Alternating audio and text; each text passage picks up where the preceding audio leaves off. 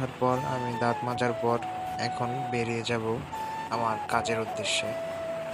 আজকে আপনাদের মাছের দাম সম্পর্কে আইডিয়া দেওয়ার চেষ্টা করব। কোন মাছ কি দরে যাচ্ছে, দাম সম্পর্কে আইডিয়া দেওয়ার চেষ্টা করব।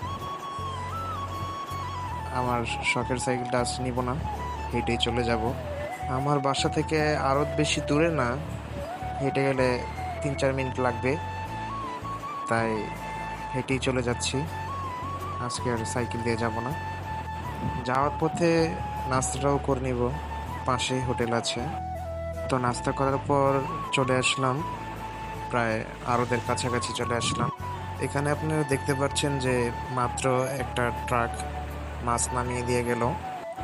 এখানে এখনো বাজার শুরু হয় নাই, এই আড়তে একটু দেরিতে বাজার শুরু হয়, 7টা সাড়ে 7টার দিকে বাজার শুরু হবে। এখানে মাছের দাম একটু সস্তা যায়,